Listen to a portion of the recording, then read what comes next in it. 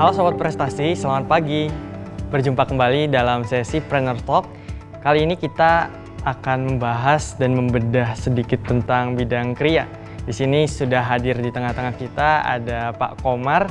Selamat pagi Pak Komar. Selamat pagi. Gimana kabarnya Pak? Alhamdulillah sehat ya. Alhamdulillah. Ya. Pak Komar di Batik Komar ya. Ya, Luar betul. biasa. Ini siapa yang nggak tahu Batik Komar? Luar biasa, sudah terkenal di mana-mana ya Pak. Amin, insya Allah. Mungkin Alhamdulillah. bisa bercerita dulu Pak tentang Batik Komar dan usaha yang digeluti saat ini. Oh Silakan, begitu. Pak.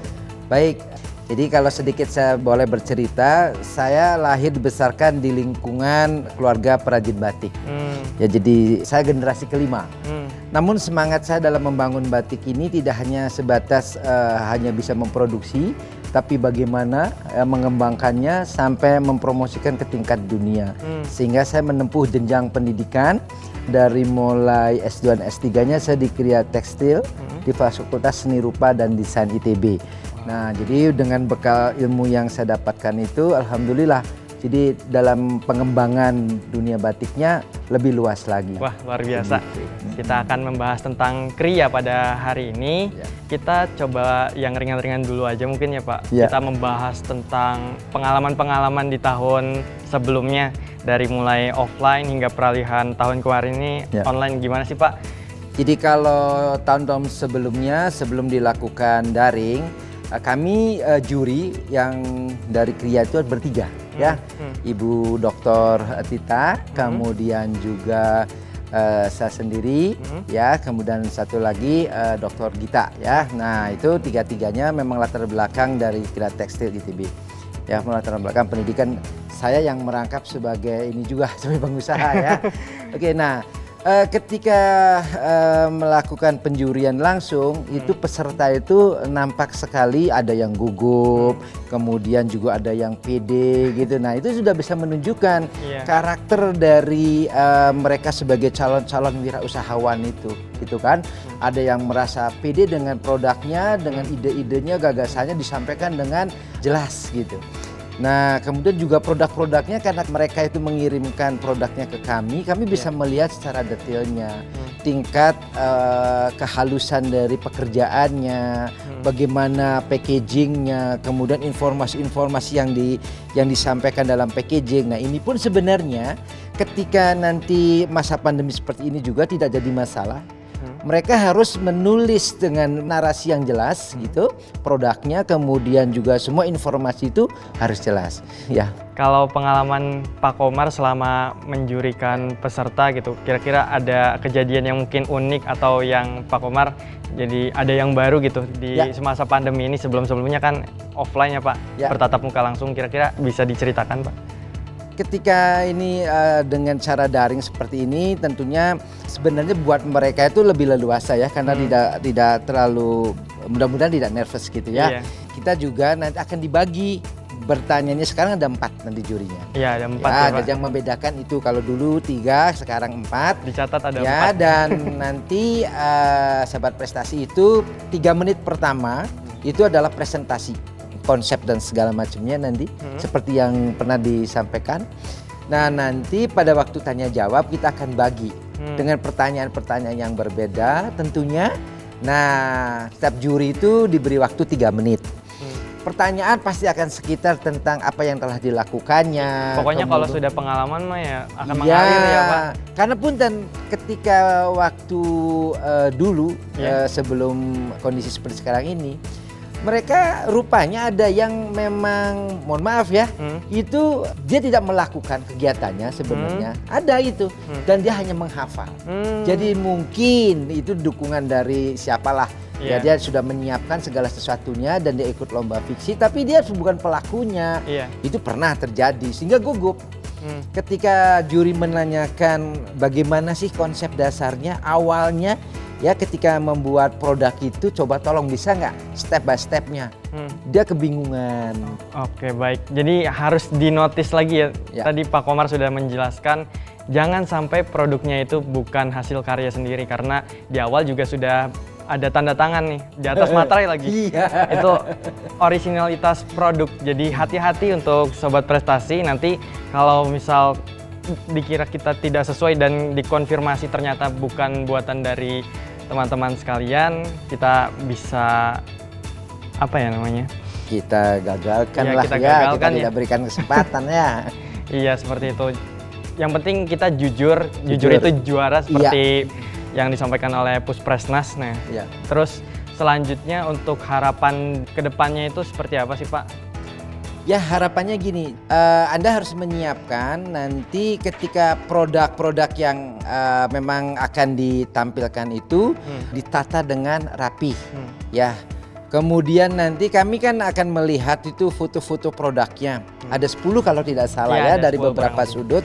Itu tolong difoto dengan baik, ya. Kemudian juga kalau bisa itu kan ada yang kalau tidak salah ada yang fokus ya, ada Ya, yang ada lebih yang dekat fokus, ya, ada yang yang lebih lebih dekat dekat, kemudian dari samping kanan, samping kiri, atas. Nah, Selain itu juga ada foto yang benar-benar footage, jadi dibebaskan untuk peserta gitu Pak. ya gitu. Nah, ketika membuat pamerannya itu bagaimana cara kita menempatkan produk itu karena kita kan nanti akan masuk ke booth virtual Iya, dari para virtual finalis ya. 2 dimensi. Ya, ya masuk ke situ dan kita juri itu akan menilai di situ juga. Ya, akan menilai jadi pencahayaan misalkan taruh di ruangan yang cahayanya itu cukup. Anda bisa merasakan sendiri tentunya melihat ya. Begitu ruangan itu nampak gelap, maka bagaimana cara melakukannya? Apakah jendelanya dibuka, kemudian apakah ditambah dengan cahaya? Itu adalah tergantung dari kemampuan siswa ini. Gitu. Ya seperti itu Sobat Prestasi. Jadi kalau di Kria itu sangat mendetail ya Pak, membahas Ya. tentang itu. Jadi dari mulai estetikanya, terus proporsi penempatan nanti pada Betul. booth-nya itu harus disesuaikan karena tadi Pak Komar bilang dinilai loh. Iya.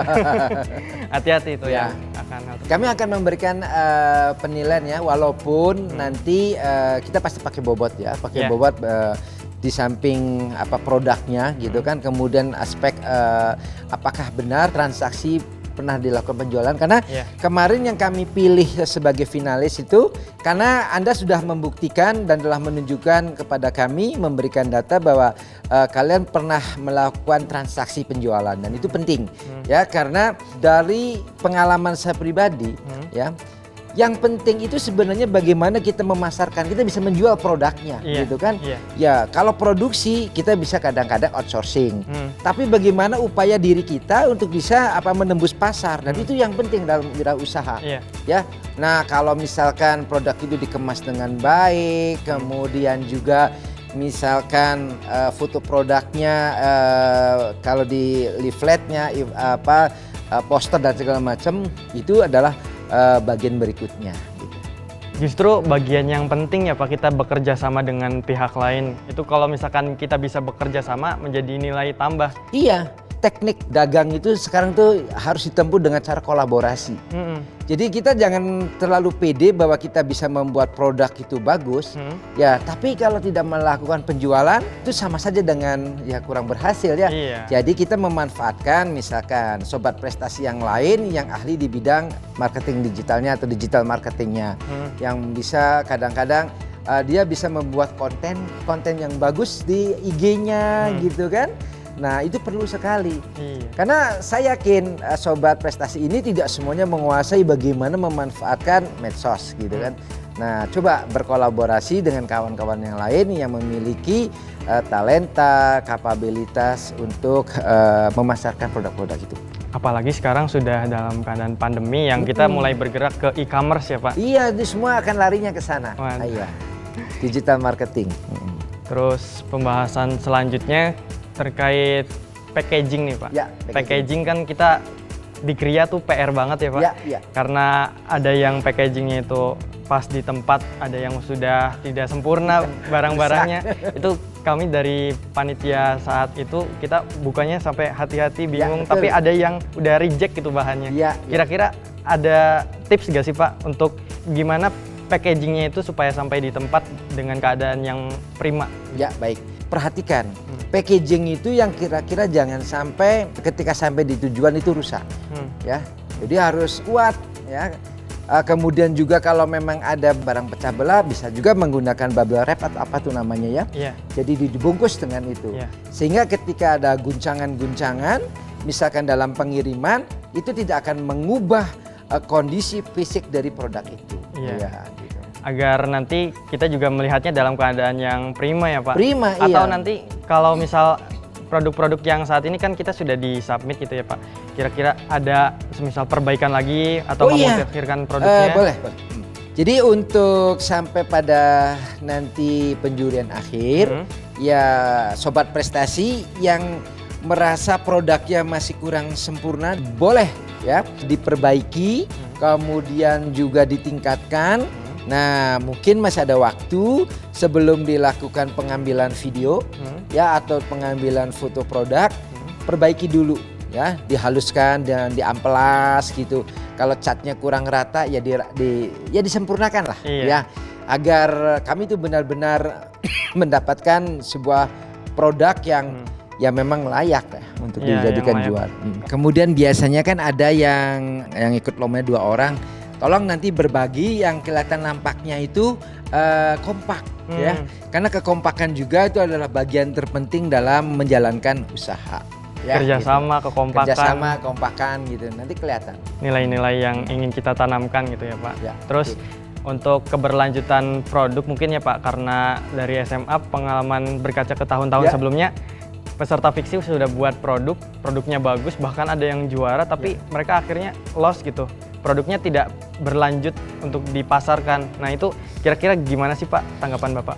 Ya jadi kalau yang memang benar sudah ongoing bisnis, itu kan artinya sudah jalan. Saya sih meyakini bahwa artinya mereka sudah produknya sudah bisa diterima pasar gitu kan. Nah tapi yang dalam perencanaan bisnis nih yang masih membuat produknya masih prototype gitu kan. Nah ini mudah-mudahan ketika kami juri sudah memilih dan meyakinkan bahwa produk ini mestinya layak gitu kan, bisa layak jual, tinggal artinya ya sobat prestasi ini tinggal meningkatkan misalkan bagaimana nanti untuk memikirkan pemodalannya. Kalau tidak salah Pusprendas juga sudah memikirkan nanti sudah memikirkan kesempatan berikutnya. Jadi ini kita kan tidak hanya sampai batas di sini pembinaannya ya kan, ini berlanjut bahkan untuk Anda yang berprestasi ini juga akan mendapatkan beasiswa yang akan menolong gitu. Dan jangan sampai nanti ya Anda berhenti di tengah jalan. Ini produknya kita yang sudah dirintis ini sudah bagus dan menurut kacamata kami sebagai juri ini layak untuk dipasarkan, kemudian Anda meninggalkan begitu saja. Jadi ini suatu hal yang akan kami sesali lah bahasanya ya, sangat disayangkan. Nah maka lakukan komunikasi dengan para alumninya dan tentunya dengan para pembinanya. Ya, kita sedikit mungkin kasih penjelasan atau spill sedikit mungkin ya. Kita sudah sempat bahas tadi mengenai kerjasama di Pusprendas yang tadi disinggung sama Pak Komar. Jadi memang betul adanya, nanti kita akan mengupayakan dari tim Fiksioner Indonesia, kita sudah membuat prospektus untuk nanti bekerja sama dengan mitra-mitra. Nanti agar produk siswa ini bisa diinkubasi, ada agregatornya juga. Jadi disiapkan juga nanti untuk para peserta expo khususnya, disiapkan produknya yang matang dan diorientasikan bukan hanya di lomba. Ingat bahwa lomba ini sebagai top off gitu, puncak sementara gitu. Untuk selanjutnya khususnya di kewirausahaan adalah usaha dari teman-teman yang itu merupakan kesuksesan yang sejati. Kita sudah berbincang banyak terkait Kria, nampaknya Pak Komar pada hari ini. Sebelum closing dari Pak Komar ada yang ingin disampaikan ke peserta? Ya, kalau harapan sudah pasti, kami semua para juri pembina di Pusprendas ini berharap kalian di saat-saat sekarang ini di masa pandemi ini kesempatan yang sangat luas sekali ya untuk mengeksplorasi diri ya, termasuk yang ikut lomba ini jangan sampai patah semangat karena kesuksesan itu bukan datang dari orang lain. Awalnya itu dari diri Anda sendiri. Ketika Anda menyiapkan segala sesuatunya dan yakin ya, karena sesungguhnya Allah itu mendengar semua doa kita gitu kan, dan bagaimana kita akan menempuh prestasi itu adanya ada pada diri Anda sendiri. Jadi kesempatan ini jangan disia-siakan sampai menjadi sobat prestasi fiksi yang menjadi kebanggaan kita semuanya. Karena sebenarnya bejo atau keberuntungan itu adalah usaha yang bertemu dengan peluang ya Pak. Iya, Kalau gitu. usahanya aja nggak ada, kapan bisa ketemu sama peluangnya seperti Ya, itu. gitu. Ya, mungkin itu yang kita bisa bahas pada pagi hari ini. Kita akan lanjut ke sesi berikutnya. Kemudian untuk Pak Komar kami ucapkan terima kasih atas kehadirannya luar biasa Siap, di sela-sela kesibukannya. Sama-sama. Semoga ini jadi bekal untuk kedepannya para peserta finalis Fiksi Expo nanti mereka bisa memperbaiki lagi, kemudian juga berorientasinya lebih ke depan gitu. Betul. Ya Pak. Kan create the future kan nanti. Iya, create the future, my talent, my future gitu. Ya mungkin itu yang bisa kami sampaikan. Kita akan lanjut di bidang selanjutnya. Jadi stay tune di sini, Sobat Prestasi. Kita ucapkan terima kasih yang sebesar-besarnya. Bila taufik wal hidayah. Wassalamualaikum warahmatullahi wabarakatuh. Waalaikumsalam warahmatullahi wabarakatuh.